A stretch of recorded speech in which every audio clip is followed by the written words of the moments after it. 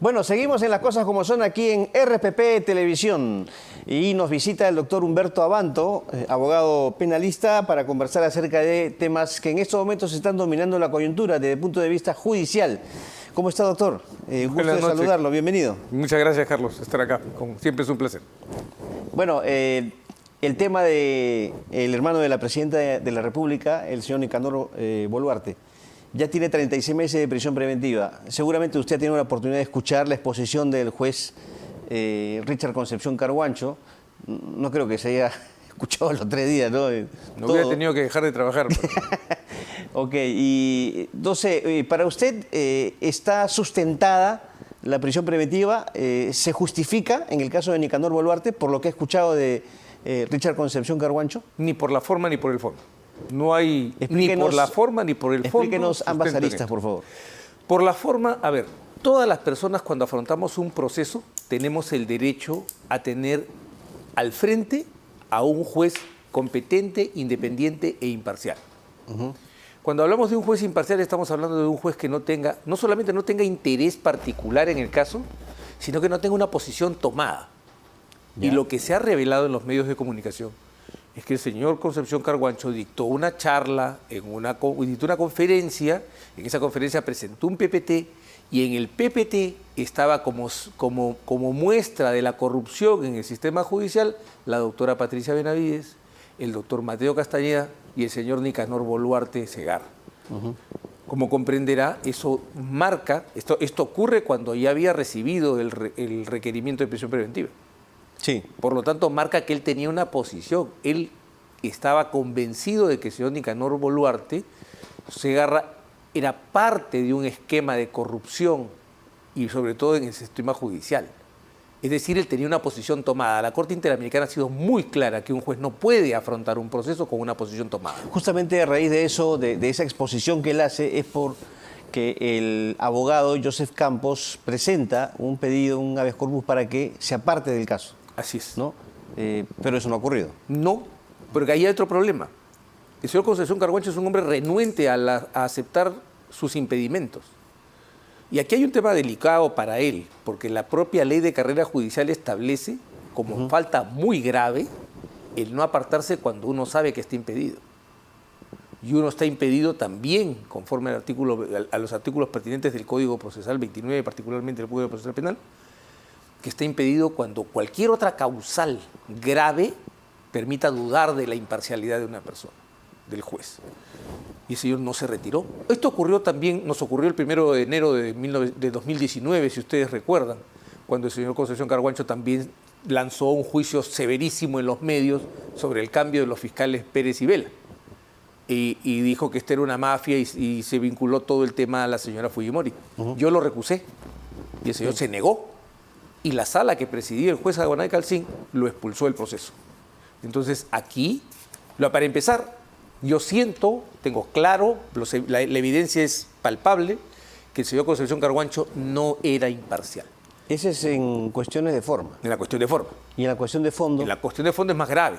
La cuestión de fondo es más grave porque la Corte Suprema, en 3 casaciones, ha aplicado la ley 32-108. No ha tenido ningún problema en aplicarla. Es más, en alguna de las casaciones ha señalado que permitía diferenciar con mayor claridad a la organización criminal de la banda criminal. Y el señor Concepción Carguancho dice que está haciendo un control de convencionalidad. Control difuso. No, pero es un control de convencionalidad. Y ha dicho también de que esa ley y la siguiente, 32-128, si no me equivoco. 130.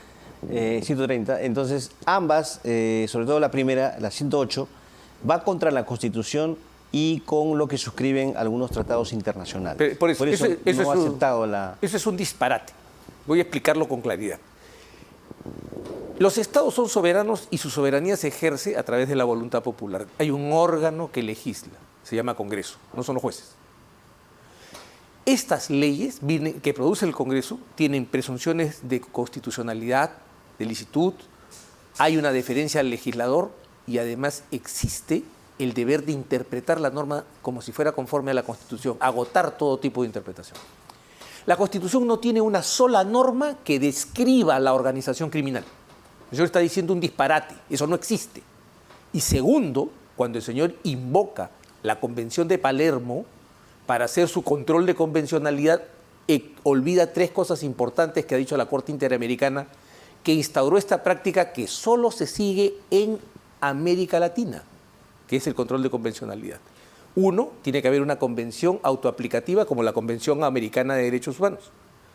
Tiene que haber un órgano supervisor del tratado y tiene que haber una doctrina interpretativa del tratado. La Convención de Palermo no tiene nada de eso.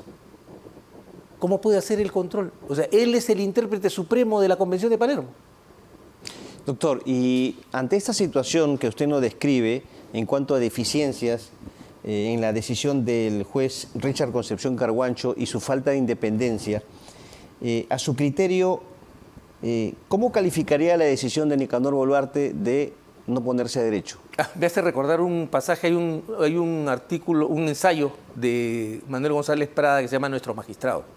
Y en él González Prada, una cosa que solía recordar doña Marta Hildebrand cuando le preguntaban cosas parecidas, González Prada dice que si un juez lo persiguiese por haberse robado las agujas, se refiere a las torres de la catedral, y estuvieran allí, él huiría. Yeah. Porque conocía a los magistrados. Yo creo que toda persona tiene derecho a resistir una orden arbitraria e ilegal.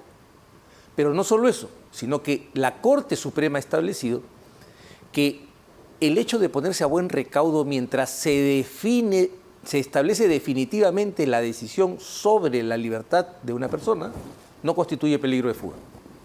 Es decir, no es un acto ilícito. En este momento no tiene la condición de prófugo. Se precipitan los medios que llaman prófugo a Nicanor. Pero hay una orden de prisión preventiva. Hay una orden de prisión preventiva no firme. Y como repito, la doctrina de la Corte Suprema, no se le ha ocurrido al doctor Humberto Abanto ni a la defensa del señor Boluarte. La Corte Suprema ha dicho que ponerse a buen recaudo mientras se define la privación de la libertad no es peligro de fuga. Si no constituye peligro, mucho menos puede ser fuga. No sería, ¿no debería él ponerse derecho mientras se resuelve justamente la apelación? Para cumplir una orden arbitraria esa es expedida una por un juez posición de parte del diputado que en este caso obviamente está en desacuerdo con un fallo. No. Si no hubieran evidencias, yo diría, bueno, es una excusa. Pero la evidencia está ahí. No solo están las láminas de las diapositivas, están los mensajes del señor Concepción Carguancho al presidente de la entidad pidiéndole mutilar la grabación porque había imágenes políticamente sensibles. Quiero agregar algo más sobre el tema de la Convención de Palermo. La Convención de Palermo es la Convención de Naciones Unidas contra la criminalidad, la delincuencia organizada transnacional. El señor Boluarte está siendo procesado por organización criminal transnacional. No. Entonces, ¿cómo puede hacer ese control de convencionalidad el señor Concepción Carguancho? Wilfredo Oscorima. Conversábamos justamente mientras hablaban los ministros, doctor, acerca de esta versión sobre la compra que hizo su patrocinado, 3 vestidos para mujer en febrero del 2023 y luego visitó Palacio de Gobierno ese mismo día. Un hecho que ha despertado sospechas, evidentemente, y comparaciones con el conocido caso Rolex Gate. Hay una boleta de pago que fue difundida en un programa dominical en Panorama y la adquisición fue realizada en la Luigi Donna Boutique, que está ubicada en Surco. 3 vestidos por un costo total de $700 el 21 de febrero de ese año. ¿Se los regaló la presidenta? Eso es, digamos, una necedad, ¿no? Todo lo que el señor Oscorima ha comprado, puede haber comprado, lo ha comprado para la señora presidenta. La pregunta es, ¿le han visto los vestidos a la señora Boluarte? O sea, ¿ha siquiera tomado ese medio la precaución mínima de verificar que la señora Boluarte haya usado alguno de esos vestidos? Bueno, la versión también proviene del empresario Henry Shimabukuro, ¿no? No, pues que Henry Shimabukuro no es un empresario. Henry Shimabukuro es un agente provocador, ¿no? Él ha dicho que el gobernador le regaló los vestidos a Boluarte para un viaje al extranjero. ¿Y él estuvo ahí? Es la versión de él. No, pues, pero ¿estuvo ahí? ¿Qué prueba aporta aparte de su palabra? El señor Shibabukuro cada cierto tiempo sale y dice una novedad, pero nunca acompaña una prueba. Eso se llama ser un agente provocado. ¿Y le ha comentado su patrocinado a quién le compró esos vestidos? Claro, a su pareja. A su pareja. Sí. Ok. ¿Usted considera que hay una especie diríamos, no sé, acoso hacia su patrocinado con este tipo de procesos abiertos? No tanto. Lo que hay es irresponsabilidad periodística. Porque usted conoce claramente, Carlos, los 3 requisitos de la información que se tiene que difundir por los medios. La primera es veracidad, como verosimilitud, es decir, que yo haya comprobado la fuente. ¿Han comprobado que la señora haya usado esos vestidos? Porque la señora tiene fotos, y ha viajado para el exterior, tiene fotos. Ella es una persona un personaje público que le toman fotos en todo momento. Segundo, tiene que haber un trato equilibrado. Y tercero, tiene que tener interés público. Entonces, aquí no hay veracidad. Aquí, ni siquiera como verosimilitud. Sale un agente provocador, recojo la versión y la tiro a los medios. Sin ninguna comprobación, porque hay una boleta. Eso es una irresponsabilidad total.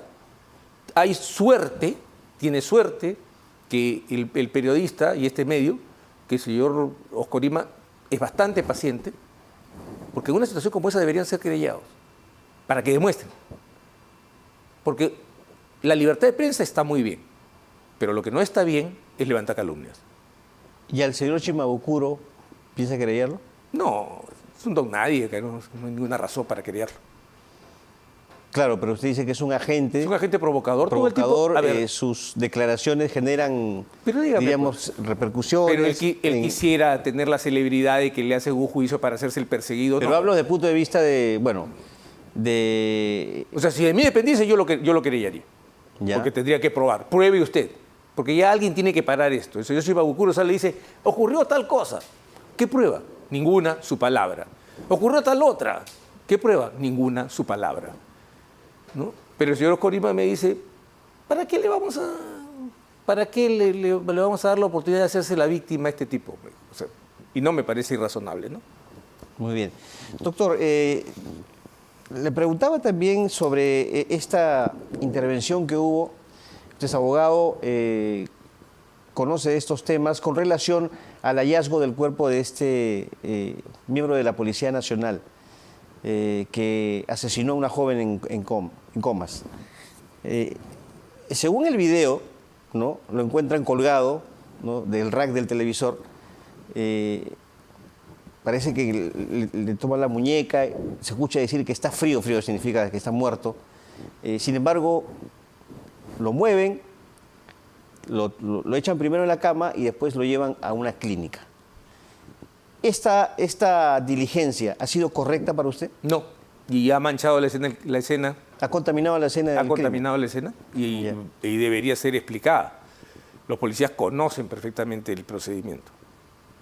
¿Por qué han actuado de esta manera? Me parece muy extraño.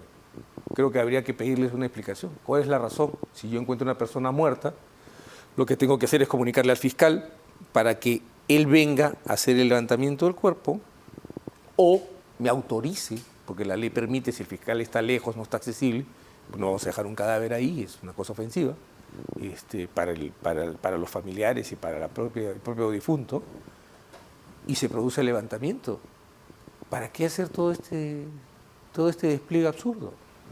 Claro, porque la explicación que ha dado el jefe de homicidios es que en ese caso depende del criterio del oficial de mayor edad para actuar. Y él tendrá que explicar, dice, qué criterio ha utilizado en este caso para mover el cuerpo. Y no, aquí no hay más criterio.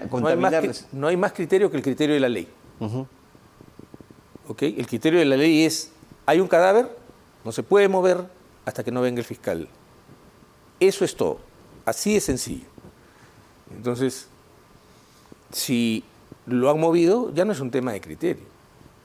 El jefe de estos suboficiales lo que tiene que hacer es liberar un oficio de inspectoría y que se haga el procedimiento disciplinario para saber qué es lo que ocurrió y si hay algún rastro de algo más complicado, liberar copia al Ministerio Público. Muy bien. Bueno, doctor Abanto, le agradezco mucho por su visita hoy a los estudios de RPP. Gracias, como siempre. No, muchas gracias, Carlos. Ha sido un placer.